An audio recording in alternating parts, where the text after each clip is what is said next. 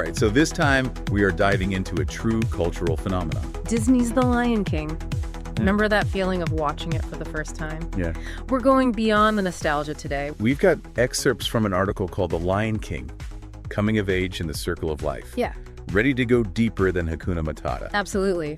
Yeah, the film's impact goes far beyond catchy tunes and stunning animation. What? What's fascinating is how it captured the zeitgeist of the 90s while still feeling relevant today. Right. It's like this weird time capsule of a decade.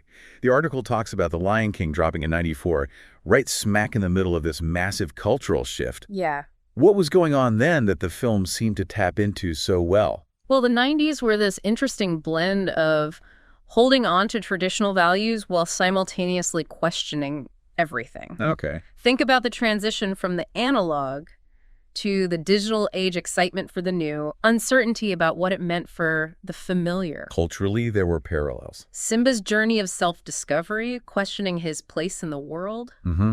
it mirrored what many young people were experiencing at the time.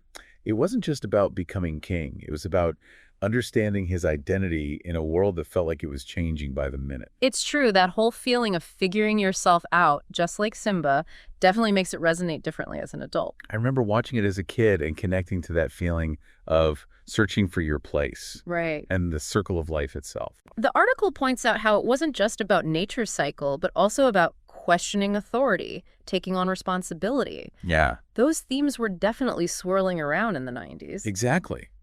Think about the way the film depicts Mufasa, a figure of traditional authority, but one whose legacy is challenged and ultimately has to be claimed in a new way by Simba.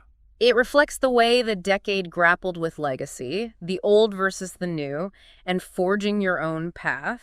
And beyond just fitting into the 90s, the article dives into how The Lion King became a cultural phenomenon. What made it more than just another Disney movie? What made it stick with people? It wasn't just the animation, though it was groundbreaking at the time. Particularly the wildebeest stampede scene. Yeah. That sequence pushed the boundaries of what computer animation could do. What truly resonated was the emotional depth of the story. This wasn't the typical good versus evil narrative. It tackled complex themes like loss, betrayal, and responsibility with a depth that was unusual for an animated film, especially one marketed towards children. Right, like Mufasa's death.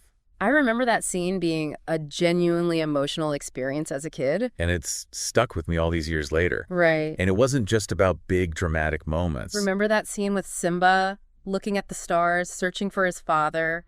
Something about that quiet moment of longing and connection really resonated. That's a great example of how The Lion King used imagery and music to connect with the audience on a visceral level. It wasn't just about what was being said, but how those emotions were conveyed visually and musically. And speaking of music, We can't forget the impact of that soundtrack.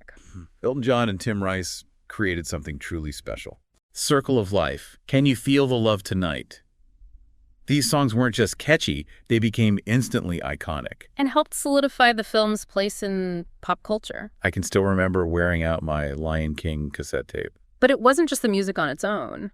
It was how it elevated the storytelling, wouldn't you say? Absolutely. It wasn't just background noise. It was woven into the fabric of the story. Right. Heightening the emotional impact of key scenes. That's something that Elton John and Tim Rice were masters of, and it's a big part of why those songs still resonate with us today. And the article highlights how The Lion King wasn't just a passing fad. It became this pop culture behemoth. Yeah. What were some of the ways that influence manifested? Well, it went far beyond the usual merchandise and tie-ins.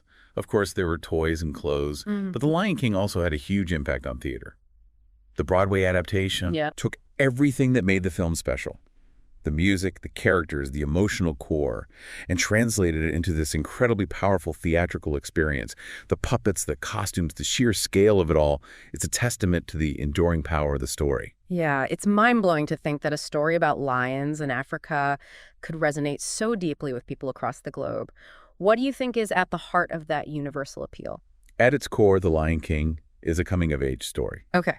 It's about those universal experiences we all go through. Grappling with identity, facing difficult emotions, understanding responsibility. Simba's journey resonates because it reflects our own journeys in so many ways.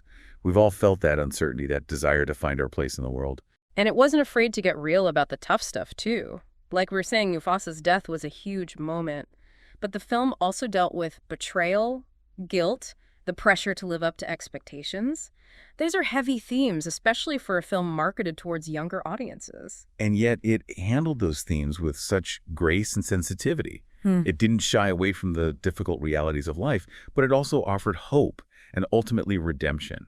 That's a powerful message, and I think it's a big part of why the film resonated with so many people, young and old. Absolutely. It opened up important conversations in a way that felt accessible and engaging. I remember talking to my own family about those themes after watching the film. Right. The article also mentions how The Lion King had a huge impact on the world of animation. What was it about this film that made it such a game changer? It really raised the bar for what animated films could achieve. Before The Lion King, animation was often seen as a genre primarily for children. Right. But this film demonstrated that animation could be a powerful medium for telling complex, emotionally resonant stories that could appeal to audiences of all ages. So it was about more than just singing teapots and talking animals. Exactly. The Lion King proved that animation could tackle mature themes, develop nuanced characters, and evoke genuine emotional responses. It opened the door for films like Toy Story, Finding Nemo, Up. Films that told stories with heart, humor, and a depth that transcended the limitations often associated with animation. And it wasn't just the storytelling. The animation itself was incredibly innovative. Absolutely. Yeah. The Wildebeest Stampede scene was a landmark achievement in computer animation. It pushed the boundaries of what was possible at the time, creating a sense of scope and realism that had never been seen before in an animated film. And that innovation paved the way for the advancements we see in animation today.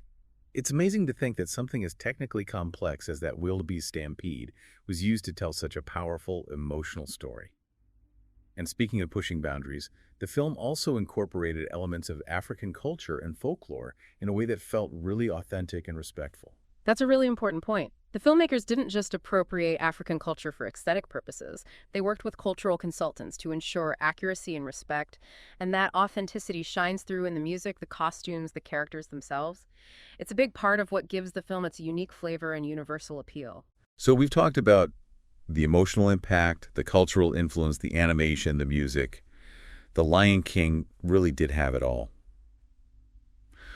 But why does all of this matter today? Why should this deep dive matter to our listeners? Well, that's the key question, isn't it? Why should a film released decades ago still matter to us today? I think it's because The Lion King tapped into something timeless and universal. It's about those core human experiences that transcend time and culture. Growing up, facing challenges, understanding our place in the world. It's like we all have a little bit of Simba in us, right? We're all on our own journeys, figuring things out as we go. Exactly. And those themes of responsibility, courage, finding your pride, they're not just for kids. Right. They resonate with us throughout our lives, taking on new meaning as we grow and evolve. And sometimes we need that reminder that it's okay to ask for help, to lean on our support systems, to embrace the cyclical nature of life. You know, the article mentioned how The Lion King is actually being used in classrooms to teach these themes.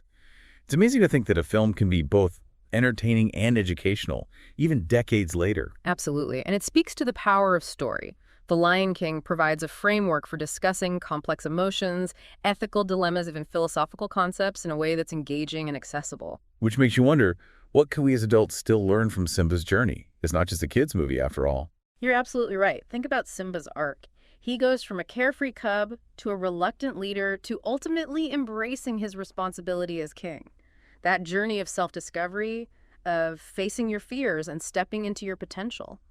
It's something we can all relate to no matter what stage of life we're in. And even that whole Hakuna Matata philosophy, while maybe not the most practical advice for every situation, reminds us about finding balance in life. Knowing when to let go, when to step up, when to just enjoy the ride. Exactly. The Lion King encourages us to reflect on those deeper questions about responsibility, about courage, about finding our place in the circle of life. So as we wrap up this deep dive, I think the big takeaway is that The Lion King wasn't just a movie. It was a cultural touchstone. It reflected the anxieties and aspirations of a generation, pushed the boundaries of animation, and continues to spark important conversations today. Beautifully said. And it reminds us that great stories have the power to transcend time, offering timeless lessons and sparking introspection no matter our age. So the next time you hear The Circle of Life, take a moment to reflect on what that means to you. What can you learn from Simba's journey? What legacy are you building? And how will you leave your mark on the world? Until next time, keep on roaring.